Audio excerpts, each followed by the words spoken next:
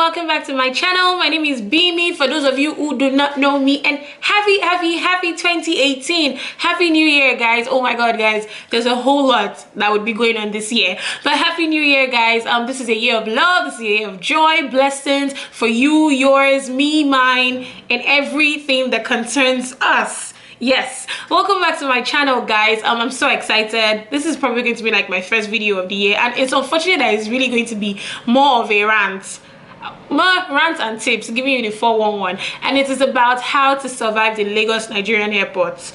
I did not even know that it was a big deal type of thing, guys, until like I experienced it firsthand a couple of weeks ago, and I was just, in fact, people were like, you know, you need to talk about it, because I was ranting about it on Snapchat and Instagram, and people were like, you know what, you need to talk about it. So guys, let's jump right in. The tips I have for you in surviving Lagos Nigerian Airport. Number one, arrive early. Yes, we know it's a rule. Every airport says that you should arrive early, but I mean it. Like, I legit mean it. Arrive early. Like, my flight was for 12:40 p.m. and I was already at the airport at 8 o'clock. Yes, and it saved me a lot of wahala. So I'm telling you guys, arrive early, whether you like, I don't know what you're doing. Don't arrive 3 hours before. Try and arrive like 4 hours before, because you're going to get there. There's always a long line, long queue on every like airline, Emirates, whatever, Air France, and all. See, there's always going to be a long line, so just arrive early. Second tip I have for you guys. So you know how like when you're going to the airport, you want to go with your family, you want to go with your friends, you want to go with everybody. Yeah, guys, they kind of did not allow people to enter again. You know, before it used to be, oh, you can only go in 1 or 2 people. Yeah, they don't actually even let people go in anymore, and it's not like they can't allow people going, just because, you know, the Nigerian factor, now you have to drop something. Later I found out from my rant on Snapchat and Instagram that they always act like that. So now Nigerians are even smarter than them. So let me tell you what they do. So if you're gonna go with your family and your friends, tell them to take their international passports with them, because when they're entering, they will just say, oh, can I see your passport? They're so, let me say, they're so dumb. Like, they will not even check if you have visa or not. Just like, can I see your passport? So basically, if you're gonna go in with your family and your friends, you carry one luggage, another person carry another luggage, and then when they say, where's your passport, just show them your passport. All right. Number 3 tip that I have for you guys: be nice to the attendants. Like, I'm not saying that just, you know, just be nice to everybody, you know. It's a normal thing in life, like, just be nice to people. So I experienced it firsthand when I was traveling.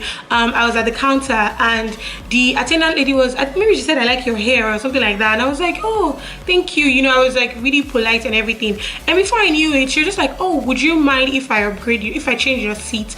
I was like, what kind of seats did I have? Because I checked in already, and I knew that the seat I got was just one kind of seat like that, which I do not understand.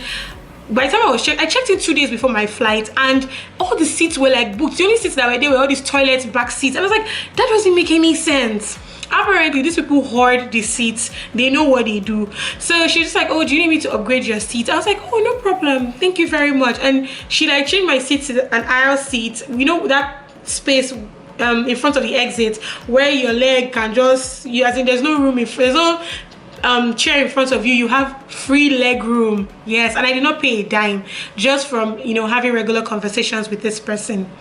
Be nice to these attendants. They know the 411. They can make or break you your flight. They can make you enjoy your flight or hate your flight. Okay, the 4th tip that I have for you guys: stick to a story. Have a story in mind that you're going to always tell all of them, and stick to that story, because whether you like it or not, they are going to ask you for, they would always ask. So from when you're checking in, to when you're going to the counter, to when you're what do you call it, when you're at the customs or immigration, whatever, when you're like being searched to get in, all that stuff, they will ask for something, and I always had the same reply for all of them.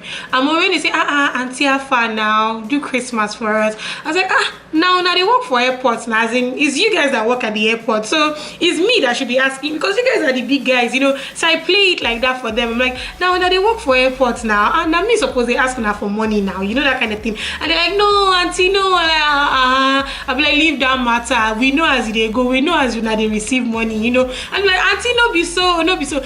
As I'm discussing that, I'm already carrying my bag, I'm already going. Tip number 5, which is also my final tip for today. So all the necessary things that you need to have with you, just take it along with you. Like I'm going to advise that if you're traveling out of the country, maybe you're going to America or you're going to the UK, take your the old copies of your international passport. At least take one of them that has a valid visa on it. So when I was traveling, this custom guy or whatever was like, oh, is this your first time traveling? I was like, no. And he was like, okay, so can I see your old passport that has your old visa? I knew like there was no reason for him to ask me that. I knew it was just all this gimmick trying to say, and I was like, oh, I don't have it. And he was like, oh, well, I'm going to have to send you there to a screening room. They have to do screening. I was like, what the hell kind of screening? I'm trying to leave Nigeria to another country, telling me you want to screen me. How does that even make any sense? He's like, oh, well, if I cannot show my previous passport that has my previous visa on it, he's not gonna let me go. And when I go and do screening, they will ask me to pay 10k. I'll be 20k for screening. I was like, everything these people do is just a gimmick to just extort and get money from you. And it's so unfortunate that we live in this kind of country where everything has to be give me something and I will give you something in return. I resolved it somehow, but you guys, just in order to not have all this wahala on your head, the necessary things you should carry, like, it's not going to cost you to carry your old international passports. It's not going to cost you anything, so just take it along, and so you can have a very smooth flight and trip. Thank you guys so much for watching this video. I hope it was helpful to somebody. I hope somebody learned some things from this, and I will see you in my next video. Do not forget to subscribe, don't forget to thumbs up, don't forget to share with everybody that you know, and I will definitely see you in my next video. Bye guys.